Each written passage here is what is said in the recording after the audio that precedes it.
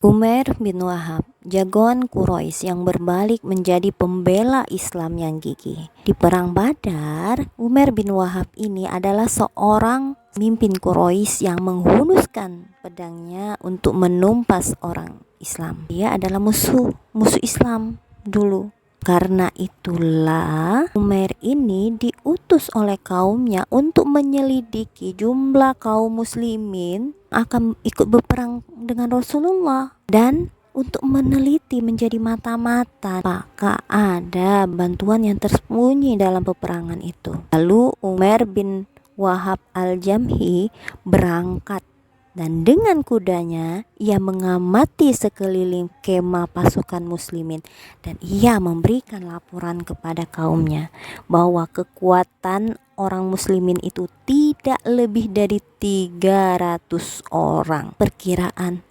Umair bin Wahab ini adalah benar. Mereka menanyai kepada Umair, apakah di belakang kaum muslimin itu ada yang membantu? Maka Umair menjawab, aku tidak melihat apa-apa lagi di belakang mereka, tetapi wahai kaum Quraisy, terbayang di hadapanku pusara-pusara yang menganga yang menantikan jasad mereka. Mereka adalah kaum yang tidak mempunyai pertahanan dan perlindungan kecuali pedang mereka sendiri. Demi Allah, tidak mungkin salah seorang di antara mereka terbunuh tanpa terbunuh di antara kita sebagai imbalannya.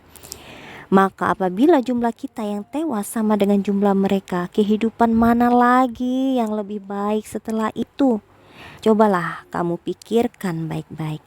Ini kata Umair bahwa kaum muslimin itu pada saat perang, ini perang Badar ya, pada saat perang Badar tidak memiliki persenjataan, tidak memiliki bala bantuan, mereka hanya memiliki pedang saja. Tapi jumlah mereka itu jumlah kaum muslimin pada saat itu hanya 300 orang dan alangkah kecilnya jumlah kaum muslimin dibandingkan jumlah orang-orang kafir. Kalau jumlah yang sedikit itu bisa membuat banyaknya sama, menewaskan banyaknya sama seperti kaum muslimin, maka itu adalah kekalahan sebenarnya, maksudnya seperti itu ya. Kata-kata itu pun mempengaruhi para pemimpin Quraisy. Penduduk Mekah memberi gelar kepada Umair bin Wahab ini dengan sebutan jagoan Quraisy. Di perang Badar itu, Umair benar-benar mendapatkan pukulan yang hebat karena usahanya menemui kegagalan total. Orang Quraisy kembali ke Mekah dengan kekuatan yang hancur berantakan. Mereka kekalahan ya. Nah, Umair bin Wahab itu meninggalkan anaknya di Madinah, anaknya ditawan oleh orang-orang muslim. Hari kebetulan ia bercakap-cakap dengan pamannya Sofwan bin Umayyah. Sofwan ini telah lama ya memendam kebencian, dendam kepada orang Islam karena ayahnya Umayyah bin Khalaf tewas di perang Badar ya. Sedangkan tulangnya ayahnya Sofwan tadi ada di sebuah sumur tua.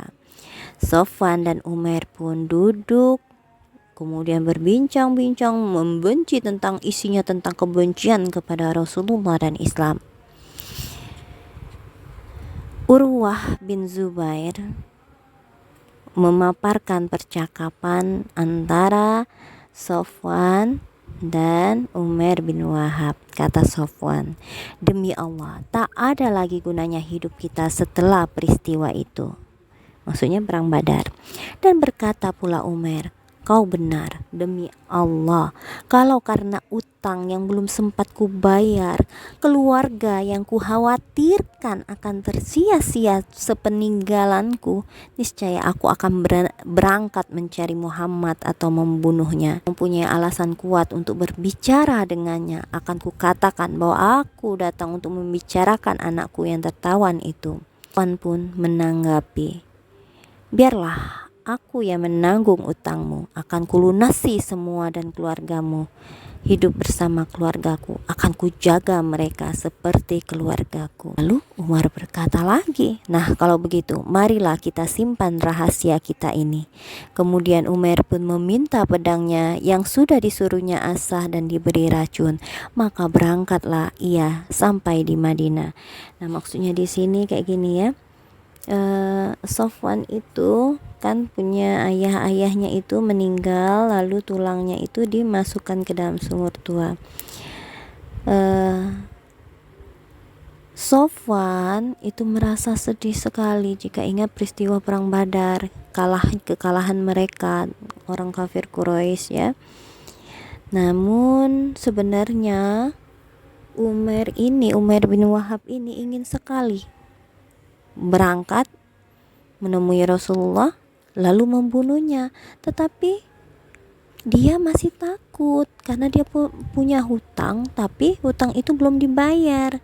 Kemudian nanti takut juga keluarga yang ditinggalkannya itu tidak bisa, maksudnya itu tersia-siakan itu artinya tidak diperhatikan ya. Nah, namun karena dendamnya Sofwan menjadi menawarkan sesuatu kepada Umar bin Wahab tadi, dengan melunaskan hutangnya, kemudian keluarganya itu akan dijaga, hidup dengan keluarganya Sofwan. Nah, jadi berangkat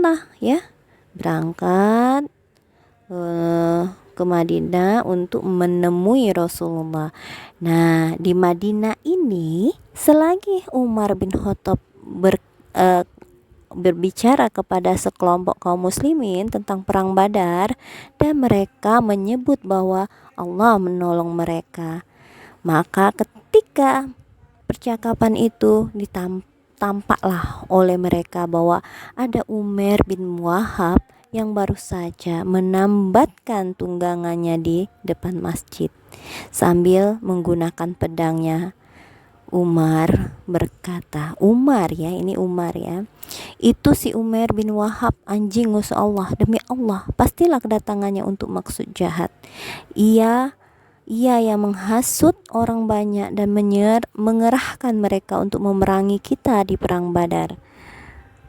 Umar marah sekali ya, karena tahu apa yang telah dilakukan Umar bin Wahab pada perang Badar itu.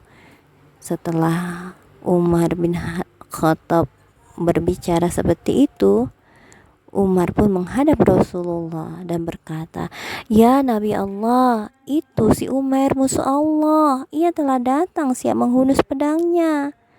Rasulullah menjawab, suruhlah ia masuk menghadapku. Umar pun pergi mengambil pedangnya ya, ditaruhnya di tangan, ditimang-timangnya, kemudian mengatakan kepada orang-orang Ansor yang ada di sana agar mereka masuk semua dan duduk dekat Rasulullah sambil mengawasi tindakan Umar bin Wahab ya.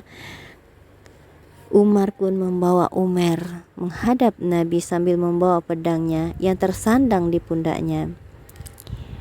Ketika melihat hal itu melihat Umar, Rasulullah berkata, biarkanlah ia wahai Umar, dan Anda wahai Umar, dekatlah ke sini. Umar pun mendekat seraya berkata, selamat pagi. Suatu ucapan itu ucapan jahiliyah kalau kita salam ya. Maka Nabi menjawab, sesungguhnya Allah telah memuliakan kami dengan suatu ucapan kehormatan yang lebih baik dari ucapanmu hai Umar, yaitu salam, penghormatan ahli surga.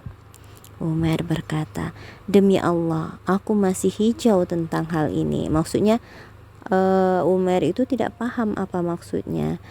Lalu Rasulullah bertanya, apa maksudmu datang ke sini hai Umar? Jawabnya, kedatanganku ke sini sehubungan dengan tawanan yang berada di tangan Anda. Nabi berkata lagi, apa maksud pedangmu yang tersandang itu? Umar menjawab, pedang-pedang keparat. Menurut Anda, apakah ada faedah manfaatnya pedang itu bagi kami? Rasulullah berkata kembali, berkatalah terus terang, hai Umar, apa maksud kedatanganmu yang sebenarnya? Nah, di sini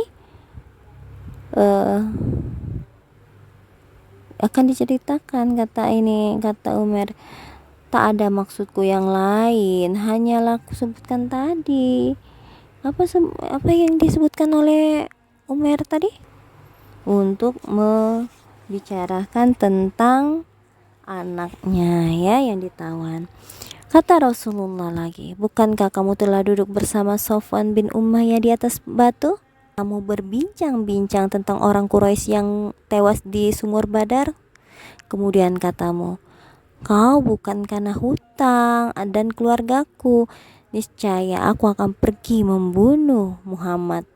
Lalu Sofwan pun menjamin akan membayar hutang dan menanggung keluarganya asal kamu membunuhku. Padahal ya Allah itulah yang akan menjadi penghalang bila itu terjadi. Waktu itu Umar pun berseru, asyhadu alla ilaha illallah wa asyhadu anna Muhammad Rasulullah. Urusan ini tidak ada yang menghadiri selain aku dan Sofwan saja. Demi Allah, tak ada yang memberi kabar kepadamu selain Allah. Maka puji syukur kepada Allah yang telah menunjuki aku kepada Islam. Maka berkata Rasulullah kepada para sahabatnya, ajarilah saudaramu ini soal agama, bacakanlah Al-Quran dan bebaskan tawanan itu serta serahkan kepadanya. Tentang keislaman Umar bin Wahab ini, Umar bin Khattab berkata seperti ini ya. Katanya, demi Allah yang diriku di tangannya, sesungguhnya aku lebih suka melihat babi daripada Umar sewaktu mula-mula muncul di hadapan kita. Tetapi sekarang aku lebih suka kepadanya daripada sebagian anakku sendiri.